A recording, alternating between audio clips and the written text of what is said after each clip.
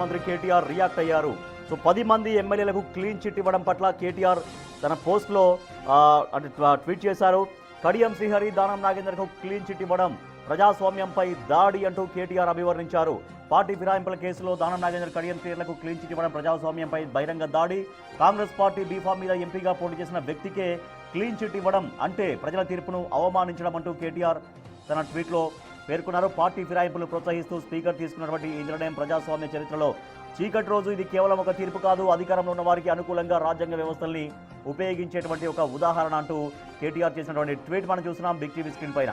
So KTR react అయ్యారు. కడియం శ్రీహరి, దానం నాగేందర్ విషయంలో clean chit ఇవ్వడం ప్రజాస్వామ్యం పైన దాడి అంటూ కేటీఆర్ చెబుతున్నారు. కాంగ్రెస్ పార్టీ బీఫామ్ మీద పోటీ చేసిన వ్యక్తికే క్లీన్ చిట్ ఇవ్వడం ప్రజా తీర్పును అవమానించడమే.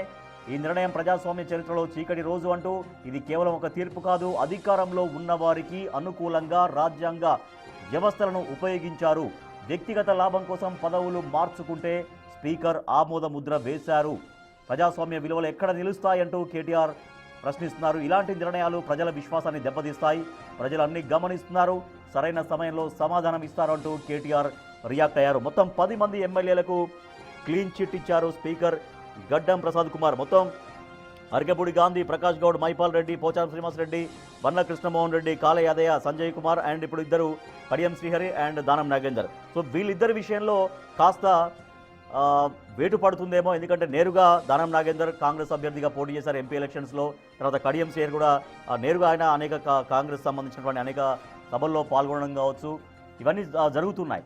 సో వీటి నేపథ్యంలో వీళ్ళిద్దరిపైన వేటు పడుతుందేమో అన్నటువంటి ఒక చర్చ అయితే సాగింది. బట్ వీళ్ళిద్దరికి కూడా క్లీన్ చిట్ ఇచ్చేశారు స్పీకర్ గడ్డం ప్రసాద్ కుమార్. సో దీనిపైన కేటీఆర్ ట్వీట్ చేశారు. ఆ ట్వీట్ కూడా మనం చూస్తున్నాం. రైట్ హేమ, అయితే దానం నాగేందర్ విషయంలో మాత్రం ఖచ్చితంగా, ఎందుకంటే నేరుగా ఆయన కాంగ్రెస్ పార్టీ అభ్యర్థిగా పోటీ చేశారు ఎంపీగా, కాబట్టి ఆ దానం నాగేందర్ పైన ఖచ్చితంగా వేటు పడుతుందేమో, ఎందుకంటే స్పీకర్ విమర్శల పాలవుతారేమో అన్నటువంటి చర్చ కూడా సాగింది. వీళ్ళకి క్లీన్ చిట్ ఇవ్వడం వల్ల స్పీకర్ పైన విమర్శలు వస్తాయన్నటువంటి చర్చ కూడా సాగింది. కానీ ఇంకా ఏ అంశాలు దోహదపడ్డాయి దానం నాగేందర్ విషయంలో పర్టికులర్గా, అలాగే కడియం శ్రీహరి విషయంలో ఇంకా ఏ అంశాలు బాగా బలంగా దోహదపడ్డాయి క్లీన్ చిట్ ఇవ్వడం కోసంగా తెలుస్తోంది?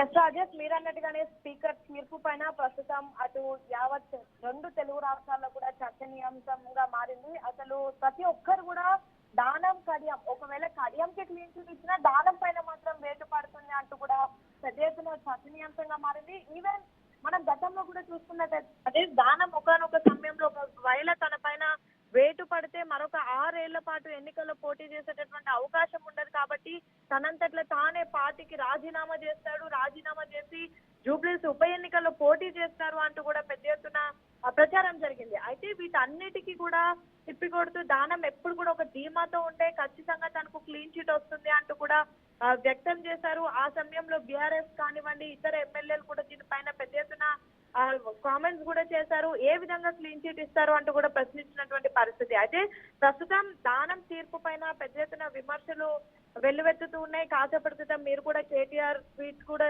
చదివినటువంటి పరిస్థితి. సో మొత్తం ఇదంతా కూడా ప్రజాస్వామ్యాన్ని ఈ విధంగా ఎలా అంటే, ఒకవైపు రాహుల్ గాంధీ అంబేద్కర్ రాజ్యాంగం కోసం పోరాటం చేస్తుంటే రాష్ట్రంలో మాత్రం అంబేద్కర్ రాజ్యాంగాన్ని కూని చేస్తున్నారు. స్పీకర్ కి తనకున్నటువంటి ఏవైతే తనకున్నటువంటి పాసిబిలిటీస్ ని కాంగ్రెస్ పార్టీ కోసం ఫేవర్ గా ఉపయోగిస్తున్నారు అంటూ కూడా ప్రస్తుతం బీఆర్ఎస్ నేతలు కామెంట్ చేస్తున్నారు. అయితే స్పీకర్ మాత్రం చాలా క్లియర్ గా తన జడ్జిమెంట్ లో అంటే ఇద్దరు ఎమ్మెల్యేలు కూడా అసెంబ్లీ రికార్డ్స్ చూసుకొని అసెంబ్లీ రికార్డ్స్ ప్రకారంగా తమకు తీర్పిచ్చినట్టుగా కూడా తెలుస్తుంది. ఎందుకంటే ఒక ఎమ్మెల్యే అయితే తమకు అసెంబ్లీ అనేది చాలా కీలకంగా ఉంటుంది. శాసనసభలో తమ రికార్డ్స్ బేస్ చేసుకొని తమ సభ్యత్వాన్ని కానివ్వండి, తమ అర్హతలను గుర్తిస్తూ ఉంటారు. ఒక ఎంపీ అయితే లోక్సభలో గుర్తిస్తూ ఉంటారు. సో అసెంబ్లీ వైజ్ మనం చూసుకున్నట్టయితే అసెంబ్లీలో కీలకంగా ఉండేది రికార్డ్స్ కానివ్వండి, ఆ రిజిస్టర్ కానివ్వండి, లేదంటే ఈవెన్ అసెంబ్లీ లోపల కూర్చునేటటువంటి స్థలం ఆ పార్టీ వైజ్ గా కేటాయిస్తూ ఉంటారు. ఈ 10 మంది ఎమ్మెల్యేలు కూడా ఏ రోజు కాంగ్రెస్ పార్టీ వైపు కాకుండా బీఆర్ఎస్ స్థానంలోనే కూర్చున్నారు. తమకు బీఆర్ఎస్ ఎమ్మెల్యేలుగా ఉన్నటువంటి సమయంలో ఏ స్థానాన్ని అయితే కేటాయించారో అక్కడే కూర్చున్నారు. అసెంబ్లీ రికార్డ్స్ లో కూడా వీళ్ళంతా అసెంబ్లీకి హాజరైనటువంటి సమయంలో రిజిస్ట్రేషన్ లో సంతకాలు పెట్టాల్సి ఉంటుంది. అక్కడ ఏ పార్టీ నుంచి ఎవరెవరు గెలిచారో అంటే ఒక క్లీన్ రికార్డు ఉంటుంది. సో ఆ రికార్డ్ లో కూడా ప్రస్తుతం ఈ 10 మంది ఎమ్మెల్యేల పేర్లు బీఆర్ఎస్ పార్టీకి సంబంధించినటువంటి రికార్డ్స్ లోనే ఉన్నాయి కానీ ఎక్కడ కూడా కాంగ్రెస్ పార్టీలో లేవు. అయితే మొదటి నుంచి కూడా ఈ పిటిషన్ దారులైనటువంటి పాడి కౌశిక్ రెడ్డి కానివ్వండి, జగదీశ్వర్ రెడ్డి కానివ్వండి, ఎల్ఎస్టి మహేశ్వర్ రెడ్డి కానివ్వండి, పాడి మిగతా కేపీ వివేకానంద గౌడ్ కానివ్వండి, వీళ్ళందరూ కూడా ఈ 10 మంది ఎమ్మెల్యేలను